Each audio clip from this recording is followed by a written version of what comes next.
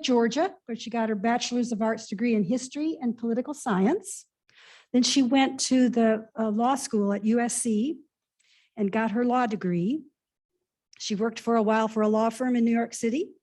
Then she came and worked with the Weiss firm here in Greenville for over 7 years. And now she is counsel to the ELG firm since 2013 until today. And that law firm does a lot of different kinds of law: corporate practice, mergers, acquisitions, financing, security, contract work, corporate organization, and general advice. In other words, all good stuff. She also is a very active volunteer here in Greenville. She works with the Upstate Mediation Center since 2013 till through now. She is a executive committee member on the local NAACP, and she is co-president of the Greenville County chapter for the League of Women Voters since 2018. And as you perhaps know, the League of Women Voters is a non-political organization.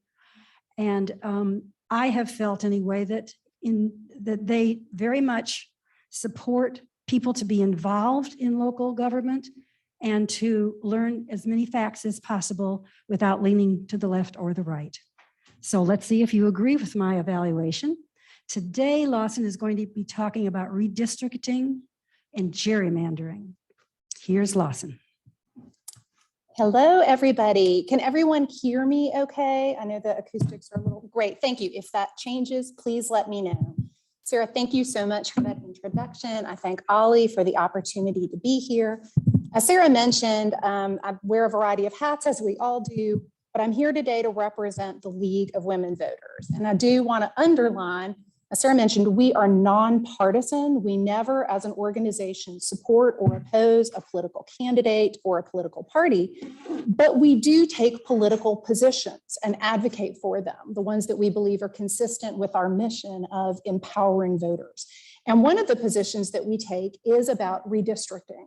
So, wanted to do what I think of as kind of a 101. I'm guessing that people in this room are all over the map in terms of what you already know about redistricting. I tend to try to start from the basics. So for those who find it too basic, hope you'll hang with me.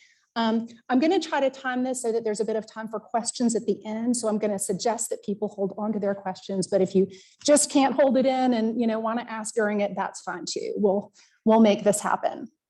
So I always like to know what it is that I'm supposed to take away from something. And the basics that I want y'all to take today are to understand on a basic level what redistricting and gerrymandering are, to see what the problem is, because, spoiler alert, there is a problem, and know what you can do about it. Because I feel like if you know there's a problem, but you don't know what you can do about it, it's not that helpful anyway.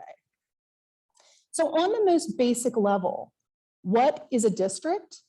It's an area where we are grouped together to choose our representatives. And on your screen up there, you'll see two different examples. So on the left is a map of South Carolina divided into the 7 US House districts. We have 7 members of US Congress from South Carolina. So those are 7 big groupings of us in South Carolina. On the right are the 4 city council districts in the city of Greenville. So districts can be really large and hold a lot of us. They can be really small. But the point is to group us together so those lines will determine who votes where. Voters decide who represents them. And then those representatives make decisions that are going to affect our daily lives. And one thing I like about this slide is that it highlights the direction that the power should move in. It should be the case that we, the voters, are choosing our representatives, and they need to have an incentive to listen to us. Otherwise, our representative democracy, has a pretty core flaw if our representatives have, the power to choose us as their voters and not so much incentive to listen to us. Yes. Oh, thank you. Okay, hello out there. So sorry, I will do my best to make sure and remember that too. Thank you, Sarah. Absolutely, I appreciate that. Why do we have legislative districts? For one thing, we are required to.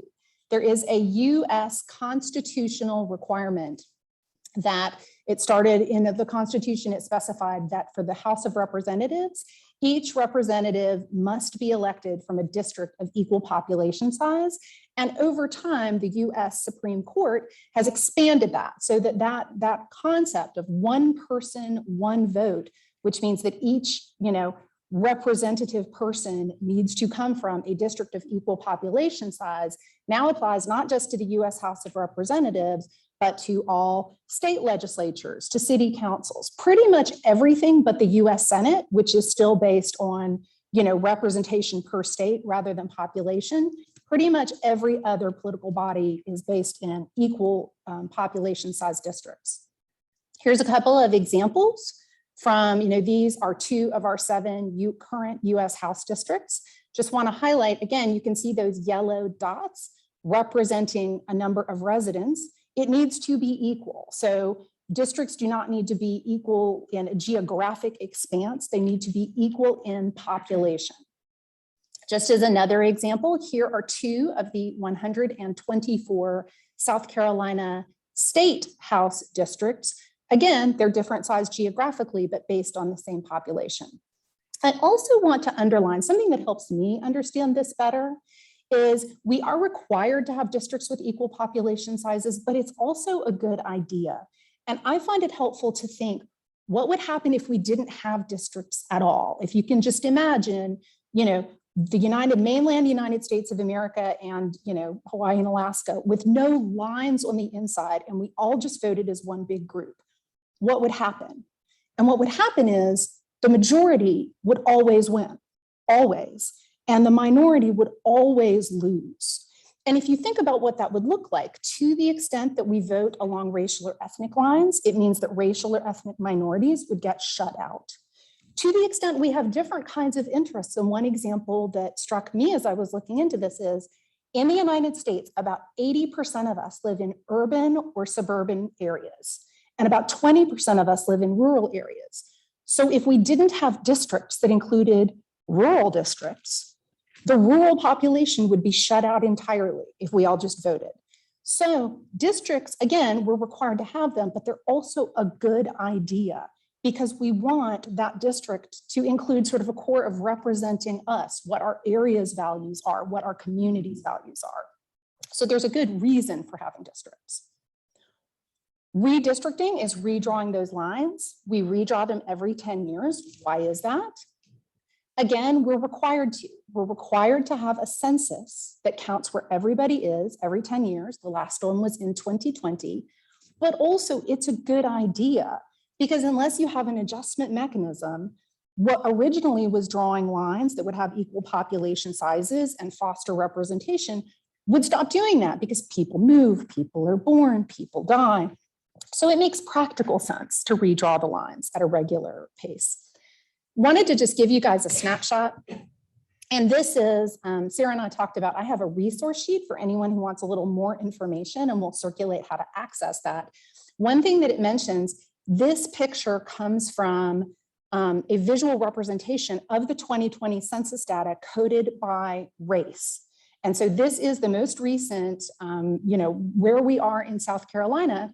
And if you take a look at it, to me, it's helpful to see this just kind of, why do we need to draw districts? Well, look at that. So in this example, I think each dot represents about 300 people. The blue dots represent white people, all based on self-identification, of course. Orange ones represent Black people, red dots represent Hispanic people. And one thing you can see is we are very clustered in urban areas. So if you look at that South Carolina population, it's a whole bunch of us sort of up in the upstate, up near Charlotte, down at Columbia, and then really sparsely spread out. So I feel like it's helpful to see where the people are, and as you draw districts, it's based on an equal number of people. Also, this shows you the extent to which residential segregation continues to be a real issue. Notice that dots tend to be clustered together, that you'll see areas where it's a whole bunch of blue dots or a whole bunch of orange dots. And so to the extent redrawing district lines or drawing district lines is intended to foster community representation, right? It's going to be really important to draw the lines accurately in order to make sure that you can see how, just even with this, I think you can probably see how easy it would be to play games with line drawing to sort of decide who's in which district, because you can make big choices with big impacts depending on where you draw the lines. So redistricting is redrawing the lines. It's happening this year. And we'll get into a little more of the detail, but just want to highlight, these are all of our district lines. It's those 7 US House seats. It's all of our state Senate seats. It's all of our state House seats. It's our county, Greenville County Council, or for those of y'all from other counties, it's your county council.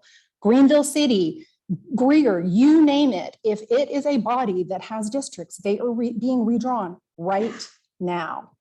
And this is our time to play a part in it. Who redraws the lines? Now we get into the portion of the program that's about what's the problem. And at the core, what the problem is that in South Carolina, as in many states, the exact people who are in charge of drawing the lines are the people who have the most to gain or to lose from how those lines are drawn, which is to say, the politicians themselves. And you know, we have mentioned we, the League, are a nonpartisan organization. I can tell you when you talk about gerrymandering, it's easy to be nonpartisan because every party does it if they can, right? This is not so much to me about good and evil. It's not like, oh, look at those terrible people trying to gerrymander. It's about self-interest. It's about people making decisions in their own self-interest. And if you are someone who's in elected office, you know, just, I hope they're all wonderful. But they are going to have an incentive in getting reelected. They are going to have an incentive to make decisions in a way that helps themselves and their party. And that then creates a direct conflict of interest with us, the voters, because what we want typically is real choices. We want competition. We want these people to have an incentive to listen to us. So the core of the problem, who's drawing the state legislative seats? The state legislature. Who's drawing the county council seats?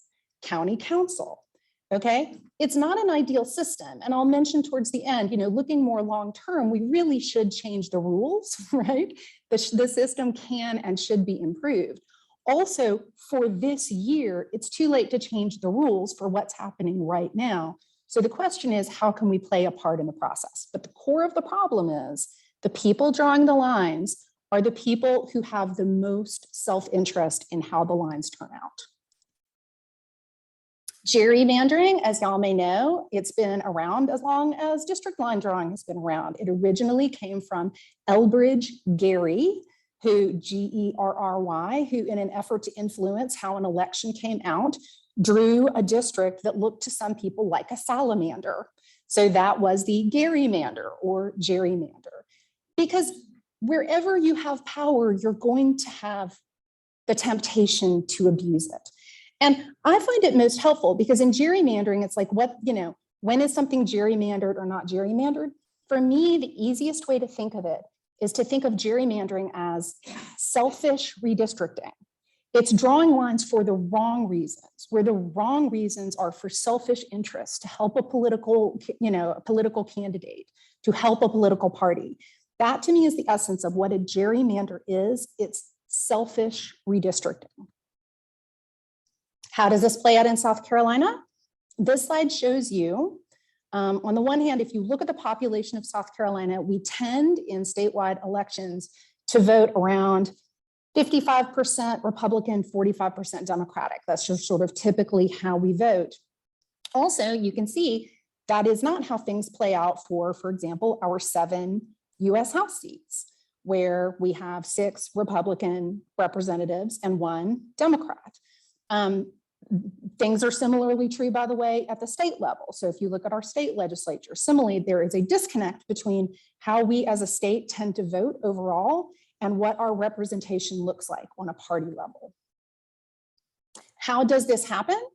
This slide shows you how partisan gerrymandering with an attempt to help or hurt a party, how that looks. So I'm going to ask that you pay attention to the graphic on the left-hand side. And all of these examples, you have like 40% red, 60% blue.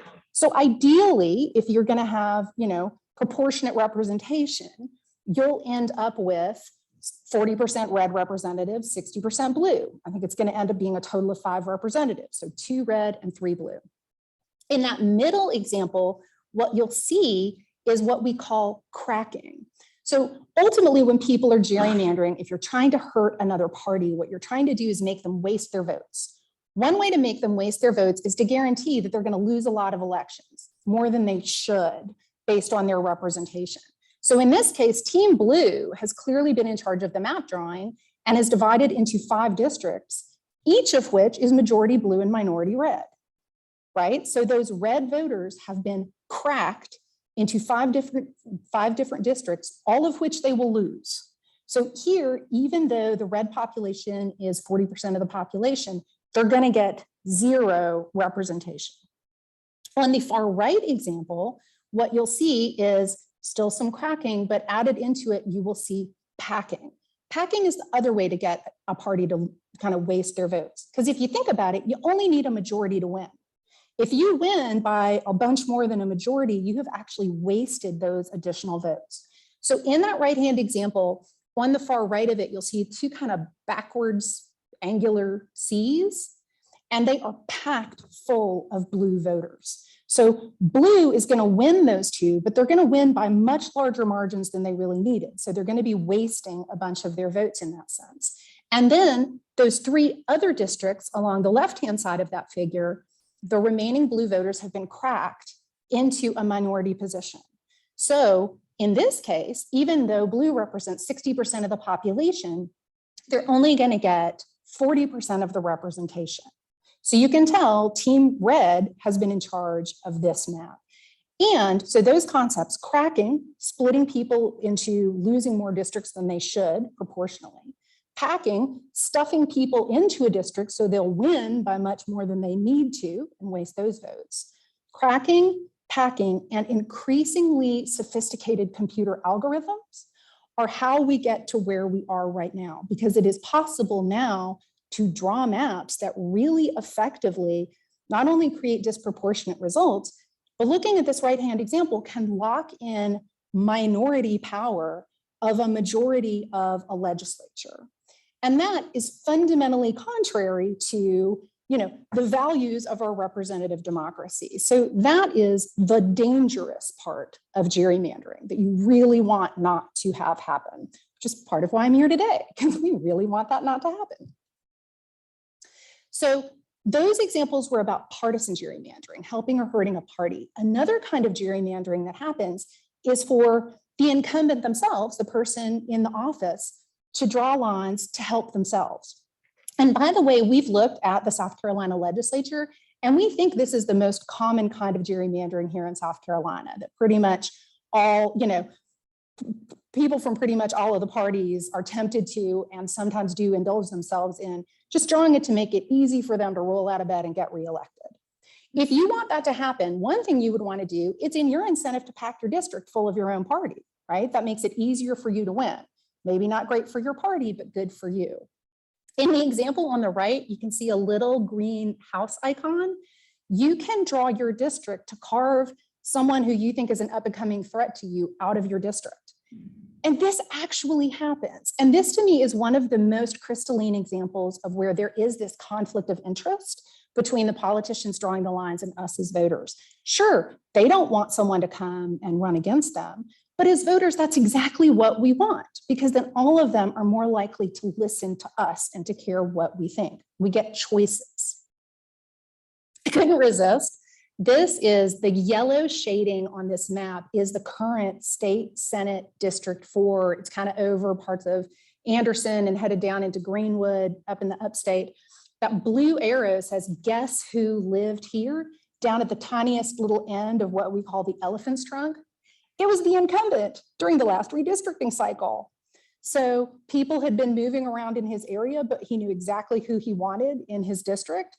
And he drew it to draw a little elephant's trunk down to where he was and then back up to the population. So again, this kind of distortion, it was good for him, presumably, but it's not what is in our best interest as voters.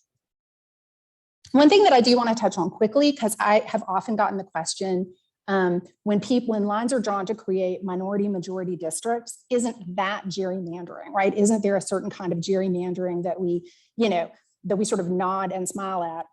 And the answer is no. So in addition to the requirement that we have equal population size districts, we also do continue to have requirements from the Voting Rights Act of 1965 that ethnic, racial, language minorities be given a fair opportunity to elect representatives of their choosing. So it actually is not just permissible, but I would argue encouraged and to some extent required to draw district lines in a way that take race into account to facilitate representation for racial, ethnic, and language minorities. Okay, so again, going back to that concept of what is gerrymandering, it's selfish redistricting, it's redistricting for the wrong reasons. Bearing race into account for purposes of facilitating representation is not gerrymandering because it's done for the right reasons, not the wrong reasons. So the core of the problem here is that the people in charge of the system are the people who are most self-interested. Also, since the effect of this is to reduce competition, one thing that it means is it's hard to get people, right? There's an inhibition on people challenging an incumbent at all, right? There's an inhibition on challenging from the opposite party. There's an inhibition from challenging from your own party. So again, it depresses competition, which is exactly what is good for us as voters. This graphic shows these are the South Carolina House districts. There's 124 of them total. The ones that are colored in a, what is that, puce? I don't know what to call that color, are the only districts that were competitive in 2020, where by competitive we mean had a margin of victory of 10% or less. And in some ways, this visual overstates how important these are because it's in rural areas where they tend to be pretty big because there's not a lot of people there. This is only 8 of the 124 districts. We here in South Carolina have some of the least competitive state legislative districts. Again, meaning the margin of victory. I'm sorry? Did somebody? Okay. Just generalized murmur of outrage. I'm there.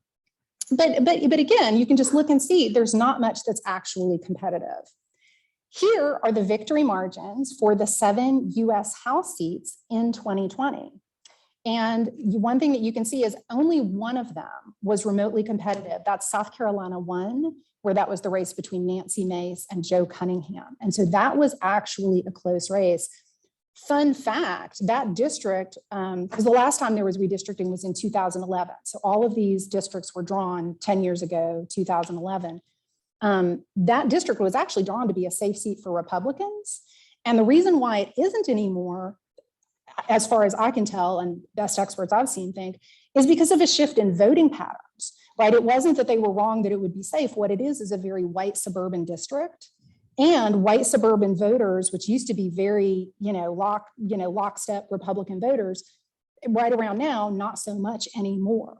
So that district was drawn to be a safe Republican seat, but voter behavior changed around them. That's sort of why that changed, is my understanding. But look at these margins. The average margin of victory for the 7 people, the average was 27%, right? These just are not competitive seats at all. And I want to be clear, it's not that you're going to be able to make every seat competitive. Sometimes things are uncompetitive because you have an area where pretty much everybody thinks the same and votes the same, and you're not going to be able to draw a district with different mindsets and viewpoints, right? But also, this is more than just demographic coincidence, I would argue, right? These margins are out of control. So what are the problems that come from this? There's a depression in competition, and that means a lot of times nobody challenges anyone. Another thing that this means is I would argue that it leads to hyperpolarization, because if you have an office that is a safe seat for a particular party, the real competition for that person is not going to be in the general election in November because it's a safe seat for that party. The real election for that person is going to be in the primary in June, which gets much lower turnout than a general election, and which tends to draw kind of the true believers, the extremists, okay? I looked up to see, I personally live in a safe South Carolina House district. US House District, South Carolina Senate District, and I look to see the margins of victory in the primaries for the people who represent me. And they ended up, in order to get their seat by winning in the primary, they generally only needed to get about 3 to 5% of the votes of the people that they represent. Okay. And so if you have a system where what people really need in order to get and stay in power is the approval and support of a relatively small number of what turns out to be relatively extreme parts of the population, that hyperpolarization leads to, I would argue, all kinds of problems. Once they get into the legislature, there's no incentive to compromise. There's no incentive to govern, right? If the people that are voting for you are really focused on these sort of culture war hot button issues, that's all you're going to focus on. And I think you can see that in a lot of the bodies that are here. So hyperpolarization is another problem. Summing it up, the problem with gerrymandering is our elected officials draw lines for their own districts. They have an incentive to advantage themselves and their party. And this result takes power away from us, the voters, and makes polarization worse. So what can we do? Long term, we do want to change the system, right? We want the rules to be such that, you know, there's an independent commission or there's a different way of doing things, right? This system that has the people with the most win or lose in charge of the process needs to be fixed. To do that, we'll need to go through the state house. So moving forward, that's an important thing to do. You know, Sarah mentioned I was here like 3-4 years ago because we're at this constantly, right? It's a marathon, not a sprint, and we're going to keep on it. And I think we can win. There's also some possibility that federal law could change this. So right now, before US Congress is the Freedom to Vote Act, which would require some limits on gerrymandering at the state level. So a thing we can do is contact our 2 US senators and our House member and encourage them to support that. Long term, that's what we need to change the rules, to change the system. But really, I would encourage us to focus on what's happening right now, because those redistricting decisions are happening right now for all of the districts. And then we're going to be living with that for 10 years. So what we want is a process that is open and transparent with avenues for public input. In terms of concrete action steps, again, looking at kind of the long-term, like let's fix the system, contact your state legislators, let them know you want them to have fixes that, you know, where decisions should not advantage incumbents or parties, contact federal legislators, support the Freedom to Vote Act. I find it easiest on issues like this to connect with an organization that's following it, right? So that you don't have to reinvent the wheel all the time. So I would encourage you to connect with us, the League of Women Voters, our partner organizations like the NAACP or South Carolina Women in Leadership. We have a social media hashtag #WeAreWatching, because we believe that as voters, as community members, the best thing we can do is put a spotlight on the process right now, and that the decisions that are made under a spotlight, you know, will be hopefully better than the ones made off in the dark. And in terms of the process that's happening right now, our state legislature has been gearing up this process for a while. We've had some public hearings. The next step is they are going to propose draft maps. And again, if you connect with one of the organizations that's looking at this, you can find out when that happens and have an opportunity for input. Also, I would encourage all of us, if there's something you want to do about this, I would encourage you to find a way to pay attention to local redistricting, Greenville County Council, Greenville City Council. So one thing Sarah mentioned, I'm on the executive board of the local NAACP, and one of our big concerns is the impact of gentrification in Greenville over the past 10 years, where members of the Black community have been pushed out of the city of Greenville and into Greenville County. So again, we redraw the lines because people move. Well, one critical thing, you know, from the NAACP perspective is to make sure that this change in where Black population lives does not result in a reduction in Black political power and Black representation, right? So there are going to be all kinds of opportunities, whatever, you know, your interests may be, to stand up for those interests with these local public hearings that will be coming up at some point over the next months. We're the experts in our own community, and I feel like at that local level, our voices are more important than anywhere else. So redistricting is happening this year. We want to swing the doors open, shine a light in, and protect our interests as voters. Thank you so much. I really appreciate this opportunity.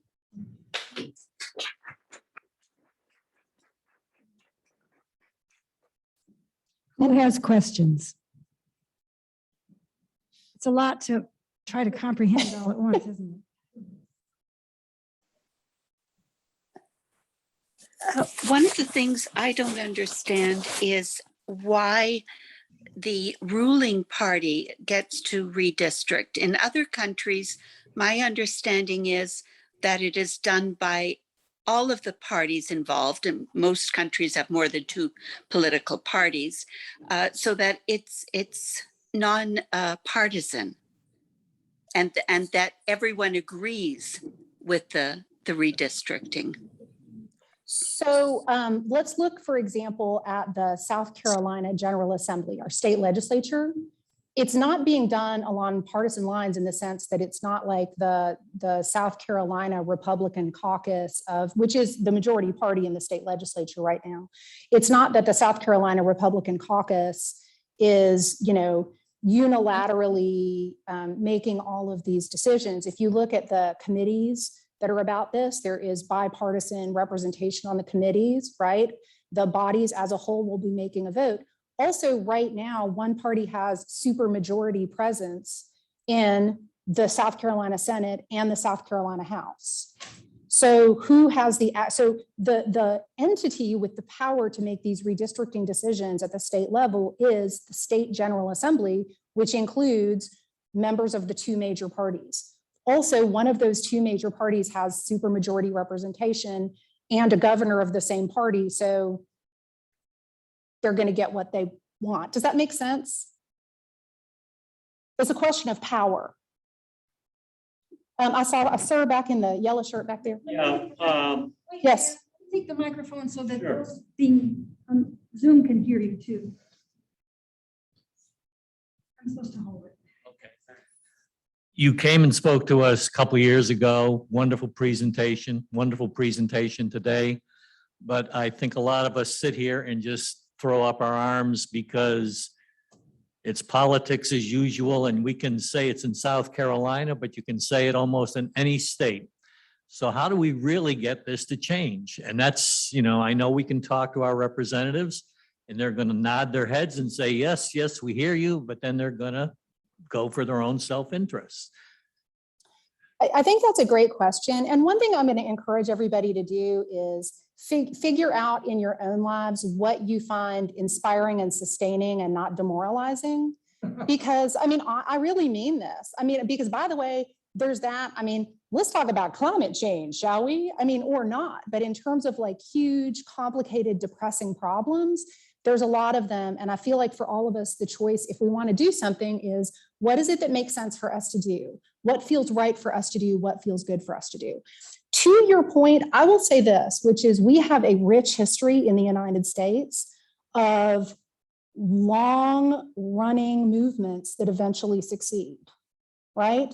So the League of Women Voters came out of the women's suffrage movement. From the original Seneca Falls Convention, in which people said out loud, we think women should have the right to vote, to the 19th Amendment in 1919, what was that, like 70 years? If you look at the fight for civil rights for African Americans, right, that was just centuries in the making.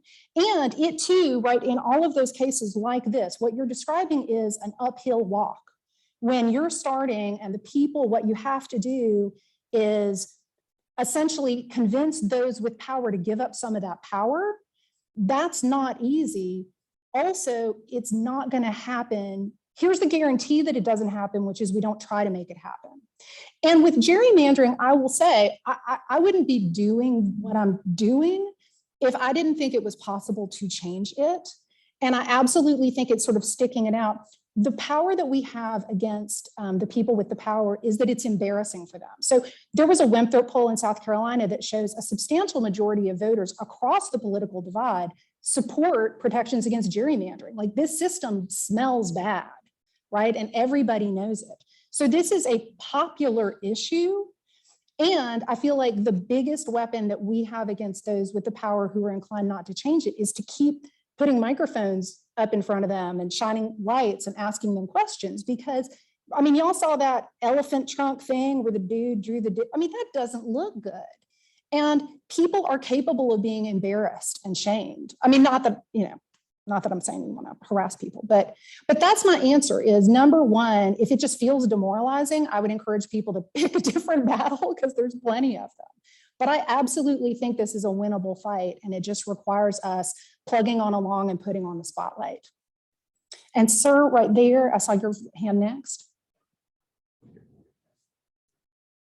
One solution I rarely hear mentioned, but seems to me would work better than most that have been proposed, is use those computer algorithms to work for us by just saying, okay, we're going to have a discussion as to what the algorithm itself should be.